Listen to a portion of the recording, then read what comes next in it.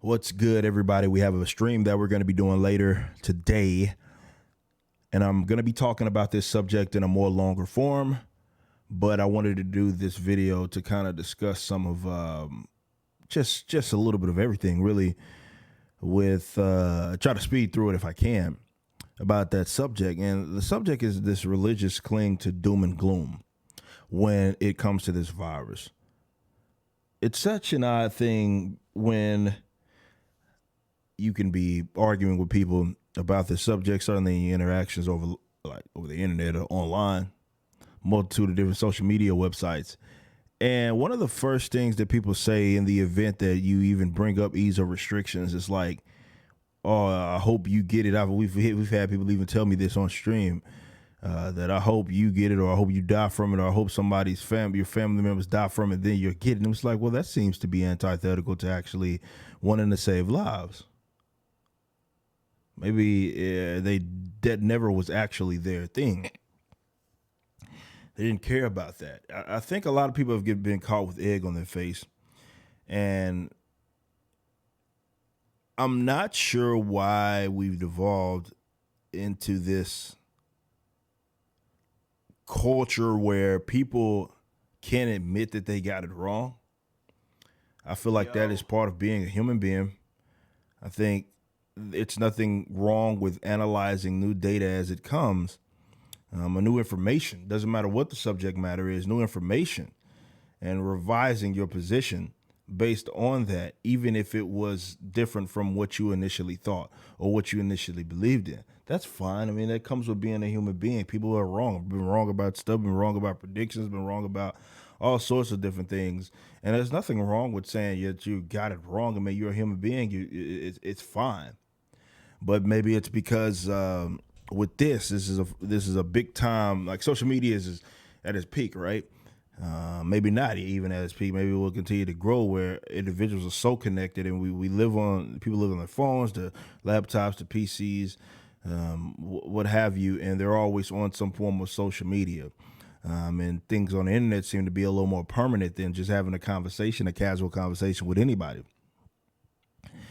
And when you out there and you're preaching this sort of doom and gloom, we need to shut down everything, save lives, and then it comes out that, well, it's not nearly as deadly, and pretty much everybody at least agrees to that it's not nearly as deadly now as what they initially anticipated. Even the models that accounted for the extreme social distancing, such as the IHME model or IMHE or IHME, whichever model, the Washington State model, they had to revise the numbers down, the projections down in terms of deaths, and it had nothing to do with the extreme social distancing. They already accounted for that in their original model. So it wasn't like, oh, well, they had to revise it down because of the, so that had nothing to do with it. They always accounted for that. It's just that when it comes to the peak in some of these other countries that they were getting the data from, they had it wrong. And we've even talked about this with Imperial College when it comes to, I believe it was the United Kingdom, where they predicted millions of deaths or 500,000 or something like that, and they revised that all the way down to 20,000. And it's just, early on in this, and maybe understandably so in some capacity, but early on in this, a lot of people were just all in on the doom and the gloom. And any sign of good news, and what I'm having in terms of my experience, any sign of doom and gloom is met with, or any sign of, good news, it's met with this aggressive sort of, you're an idiot, you're stupid, you are wrong. And I'm like, I'm just going off of what you told me to trust the experts. I'm just going off of what some of the experts are saying. And I'm just going off of what the data says. The data says that it doesn't really make sense. At least I analyze it. It doesn't really make sense to have this indiscriminate lockdown when it doesn't impact everybody the same exact way of all age and health demographics. It does not seem, when you consider that the studies, you got Santa Clara County, even New York City, obviously LA County, and they're finding that so many people have it that they didn't know had it. It's a lot more infectious Now, the good news in that is that means that the infection fatality rate is very, very low in some cases, very close to what the flu is. It may be just more contagious and so forth, but as far as the fatality rate is very low. People don't want to talk about the recoveries. People don't want to talk about anything that makes this look like, okay, we're going to get on the other side of this, and it may be tough. Some people are going to, unfortunately pass, but it's not anything near to the degree that we initially thought. It's not nearly as dangerous as what people have thought. This doesn't mean that people aren't going to get hospitalized or anything like that. But any sign of good news is met with this sort of religious cling to the doom and gloom. It's like people want that. And I talked about this a little in my last video when I talked about how the goalpost moved. And you can go watch that video. That video, I'll discuss how people that use the term like flatten the curve don't seem to know what it means. And we went from, we want to not overwhelm the hospitals, want to flatten the curve, we don't want everybody to get infected over a period of time, we want to spread it out, to now all of a sudden it's about stopping people from getting it all together, which actually is not what flatten the curve meant. Flatten the curve is, the whole idea is to spread it out over time. The number of infected was always going to be the number of infected. It's just that you don't want it at the same time to overwhelm your hospital. You have this medical standard, medical apparatus, and you want to maintain that and keep the infected or not, people more so that utilize the hospital resources, not the infected, but the people that utilizing the hospital resources under those that was under the line that exists in which you actually have medical supplies and medical resources and such. So you don't overwhelm them if you have it all at the same time. So you don't. That's the whole point.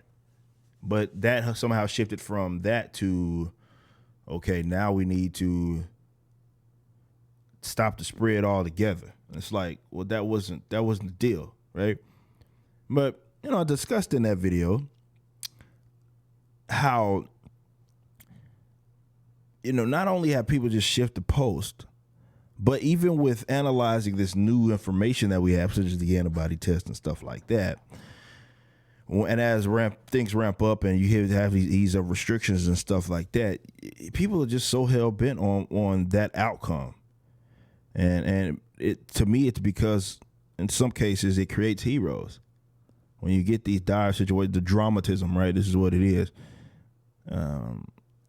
And you get people that, you can't even look at the TV without them worshiping first, more so nurses and doctors and stuff at the altar, right? It's such an odd thing. It's like we're in this together. Like, yeah, man, 26 million people out of work, man. Like, and we ain't in this together. Trust me. But nah, man, that narrative in itself does not sound as good as, because when you don't have those heroes, because you can't create heroes, right? Or you have less room to create those people that are seen as heroes, right? They care so much about just less virtues to signal in the event that this isn't as deadly as what they initially anticipated. It's just such a weird thing. I mean, it's great news that the infected fatality rate is very, very low. Now, this doesn't mean you can't take it serious. This doesn't mean that, people aren't going to die or anything like that. That's not what any of this means. And I know there's people going to create those false dichotomies like, well, we don't want, it's about saving lives and we care about people. It's like, dude, you can care about people while also understanding that the indiscriminate shutdown doesn't really seem conducive to anything, especially when you consider the amounts of different things that are open. Lowe's, Home Depot, these big box companies and businesses such as Walmart and stuff that has more foot traffic than it's ever had because you've forced them to operate within these parameters in terms of hours because of the forced curfews, and plus you've closed down all of their competition that may specialize in a single item that they sell. So you're getting all these people funneled to these spots, and it's not like Lowe's and Home Depot and Walmart and Target. It's not like they're immune to the Modelo virus. No, they can get it too, or it can last there, right? And it's not like it just started, the Modelo virus comes to the door and it's just, oh wait, we're at Target, we can't go in there. We're at Walmart, we can't. It's not how it works.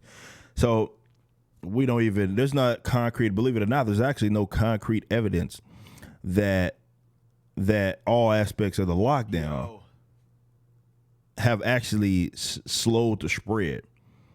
There's no proof of that. Actually, when you consider that when you look at some of these countries, right, as an example, even some of these states within where we're at, the results are just vary, right, in terms of what's happening.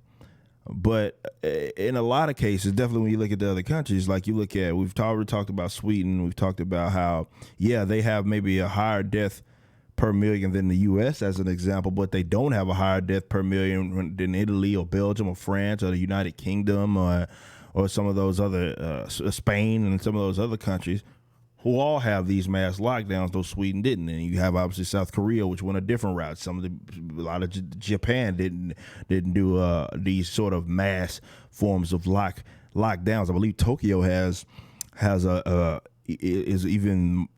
higher population density than even New York City, and they're getting different results, though not locking down everything like New York City has. So it's there's not even that much. It's not concrete. It may be working, but it's not concrete in terms of one way or the other. So it seems at the very minimum that you could reopen to some capacity, and a lot of epidemiologists agree at this point that you can open it in some capacity when you understand that there are very healthy people out there and they are less likely to use your hospital resources, that they don't get hospitalized at nearly as a higher rate in terms of their age than maybe some of the elderly or the people that are immunocompromised and stuff of that nature. But any mention of that, which is great news, right? It's great news. There's at least a sector of people who aren't as impacted, and they generally come out of this on the other side with little to no health consequences, even if they caught it. And a lot of people catch it and don't ever know they ever get it, or ever had it in the past. They built the antibodies and stuff. This is what the tests were about. But the religious cling to the doom and gloom is just so odd to me.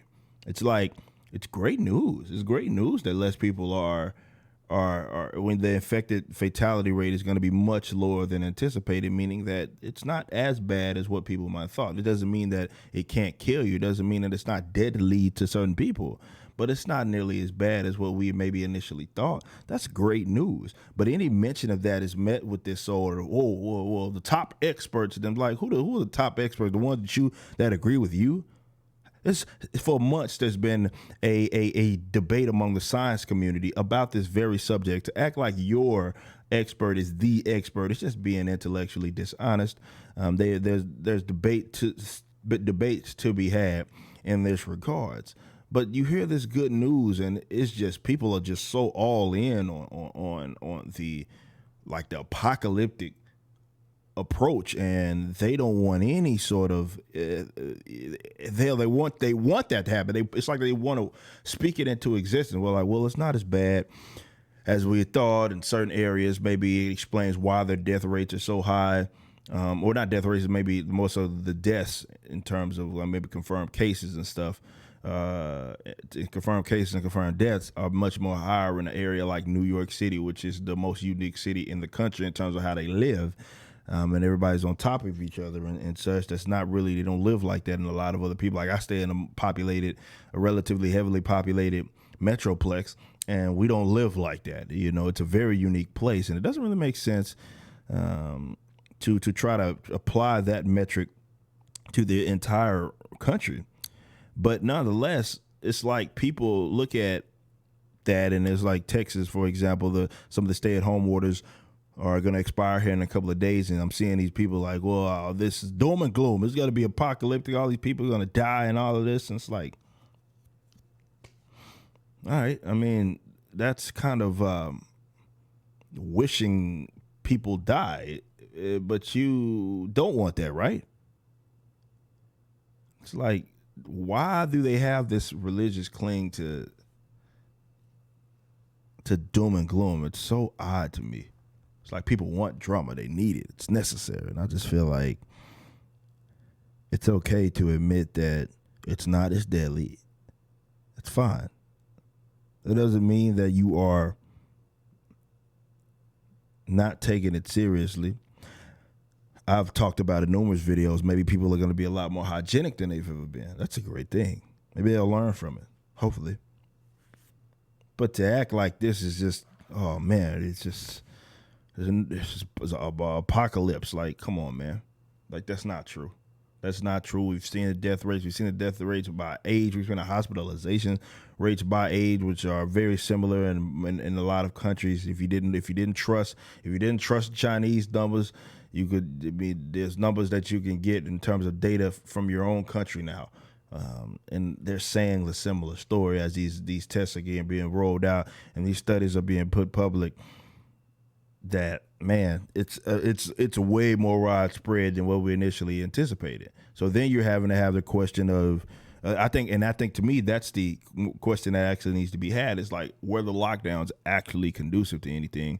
If you consider how infectious that this is, and even consider the amount of traffic that you've been funneling, what effectively are these hot boxes where the virus can exist and be moved around. In some capacity, it's not like everything was shut down. So it's like, oh well, I can't go to this particular store. I can't go to Hobby Lobby to get some crafts, some supplies and stuff of that nature. But I can go to Walmart. Does the virus stop at Walmart? Of course, it doesn't stop at Walmart. But I think people have clung to narratives and they don't see or want to see, maybe because it goes against it, what is actually taking place in the world and what makes sense and what doesn't.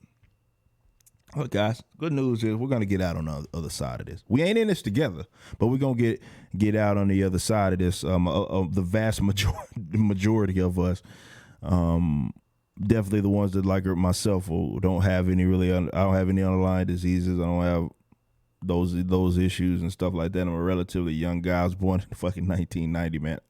Like, come on, man. Like, I'm going to be fine for the most part. And if I'm not, then I'm not. The point still stands. If I catch this and die, point still stands. You're more than likely not.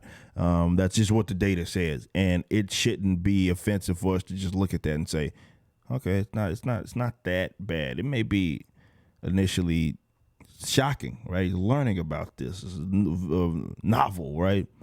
But we're going to get out on the other side, guys. There's no need to have the religious cling to doom and gloom.